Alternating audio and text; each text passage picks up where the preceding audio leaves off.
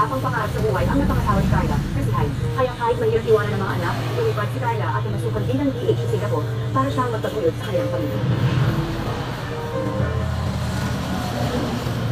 Nasaan ang motor? Maring ano, sayang din naman yung boundary. Sinungaling! Nakita ko mo sa kanila, pinakabata ko ng truck. Sige na, ako na. Isinan na ako dyan sa umay. Bakit mo ginawa yun? Asan ka?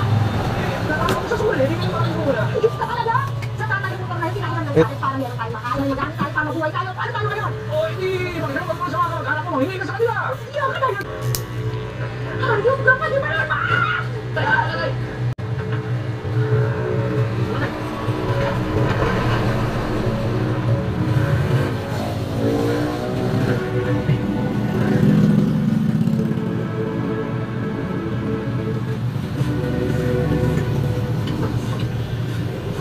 Ano yan?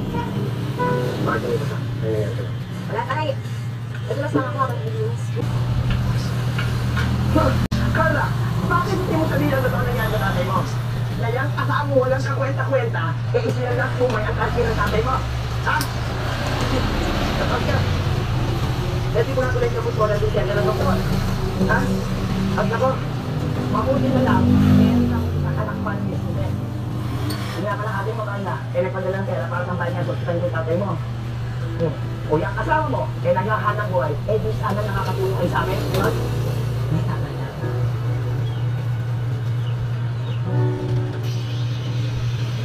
Anak, bakit na nag-aaral niya? Matalino ka naman yung nag-aaral ka sa huli. Kaya paano? Nagpabuntis ng wala sa lugar, wala pa sa panahon. Alam mo, Carla, kung ikaw nakapagtapos ng pag-aaral, saan ka lang nakalap yung kasama ka mo? Hindi ko rin pwede ba? Tama na. Tay, pasensya na talaga. Pero titiis ako naman talaga si Jaime para lang sa mga bata. Kaya ako kung lumaki ng mga bata, iba ka pa ang pamilya. Anak, ano mismo ang plano sa buhay mo? Magpapabong ka na lang sa asawa mo? Walang kwenta ang asawa mo? Ha? At ano, Carla? Ako, tatanong ka na kayo lagi sa akin? Makikikain lang kayo sa akin araw-araw? Ganun lang yun? Hindi, ano ba? Magtatrabaho ako sa ibang bansa. Kung tatrabaho ka sa ibang bansa, umili ka na. Dahil nakakita ako ng yung agency malapit, naghahanap sila ng domestic helper sa Singapore. Papasok ako. Singapore, Carla? Pupunta ka Singapore? Ano ang plano mo? Iiwan mo sa amin ang mga anak mo? Saan mo iiwan? Sa amin? Eh sa tatay mo lang, hirap pa ako eh. Hindi mo na kaya eh. Sige, ako naman natin yung mga yun eh. Ano pa ba? Tumigil ka na. Kakausapin ko pa lang si Jaime. Kausapin siya, hindi mo lang kakwenta-kwenta mo kasawa. Doring, pwede ba tama na? Pwede ba? Ewan ko. Bahala ka na, Carla. Bahala ka na. Anong gusto mo gawin sa buhay mo?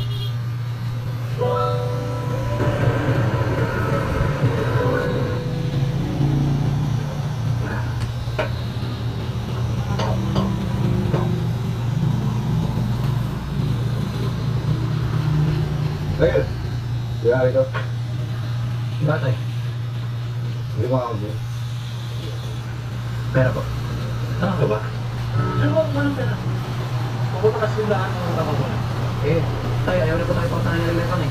Tsaka nga sabi niyo po nasundo yung kanina. Ano ba na? Kata-kata. Gumawa ka ng paraan. Gamitin mo yung puputi mo. Bumiskarte ka. Ano yan? Ano yan? Bakit sinasaktan mo anak ko? Ano yung anak mo eh? Angat-angat. Nagpapabili ko ng alak. Eh, kaya ang pwede na puntahan doon. Pumunta ka na lang sa iba. Ano tapos na?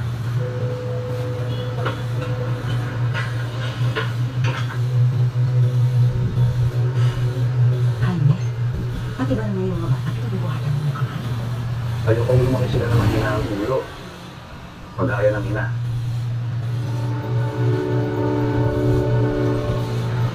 Gusto ko sana sabihin sa'yo na may agency malapit sa akin. Naghahanap ng kasambahay sa Singapore. Ano ngayon?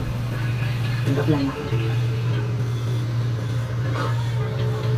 Sino iniwan niyo sa mga anak mo? Pag natuloy ako, ikaw muna magbabantay sa kanila. Oh my God! Taka mo talaga eh, no? Ako? Iiwan mo sa akin, ako mag-aalaga sa mga anak mo?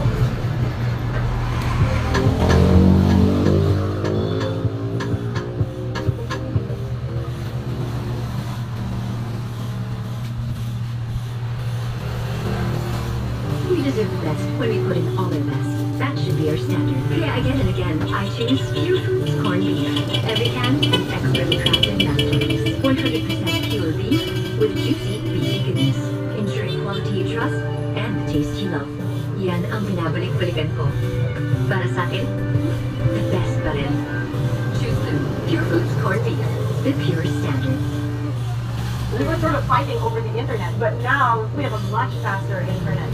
Everyone uses it. But I always say, you know, my kids will be fine if they cut our water supply, so someone lang yung internet. I'm Rhea Trillo, 48 years old. I'm a media personality, an entrepreneur, a wife, and a mom of 4. I was on broadcast television for many years. I was a sportscaster, a program host, and a news anchor. But currently, I'm full-time at home as a wife and mother of 4, and I also have a wellness brand and supplements that I'm currently trying to build.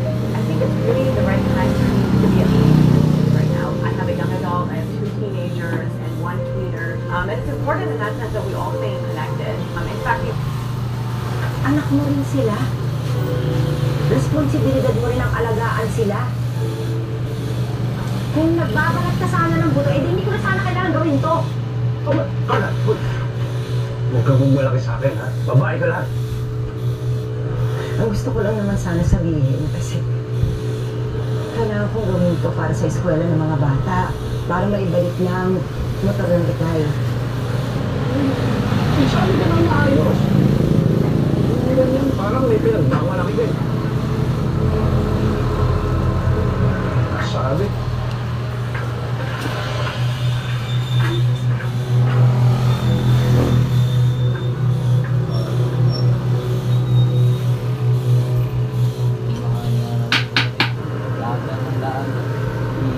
Anak, mag-iingat kayo ha. Huwag bibigyan ng sakit ng ulo ang tatay nyo. Ano ka mo, Carla? Huwag bibigyan ng sakit ng ulo tatay nila. Eh, yan ang sakit ng ulo eh. Nay, pwede ba tama na? Aalis na lang ako, nalinirman pa kayo. Nasaan nga ba si Jaime? Ayun. Ay, Jaime! Jaime! Ay. Ano ba? Ano itong kasama mo? Nakita mo? Wala tayo siyang pakialam. Carla! Huwag mo kalilimutan magpadala, ha? Uy, sige na, baka may mga aeroplano. Anong oras na? Wala.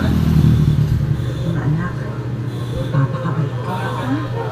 Nay, iwan niya talaga mga tatay? Bububugin naman yan eh. Anak, kailangan ko itong gawin.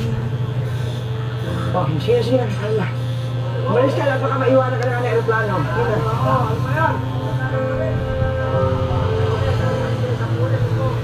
Ano ba yan?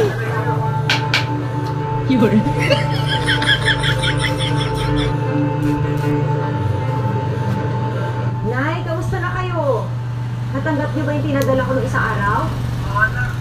Eh, kompleto na nga sana yung pandaw natin sa bibiling bagong motor. Ang kaso, nagbawas na unang konti anak kasi para sa pambili ng gamit ng tatay mo, kaya hindi na tuloy. Ayos lang yun, Nay. Magpapadala na lang ako. Ang itay, kamusta?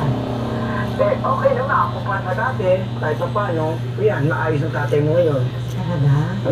Eh, yung mga bata. Ako na, si Dancy, top sa klase nila. Pero yung anak mo lalaki, si Michael. Nako, muntik na masuspindi sa klase. Paano, walang tigil sa kakakating classes. At lagi kasama ang barkada niya. Ayun, ginawin siya ng dito nila. Nasaan na ba siya, Nay? Nakausap naman, eh. Sabay na kayo na. Oh, Michael, oy, nasabi ka na ng nanay mo. Oh! Wow! Nancy, ikaw na nga lang.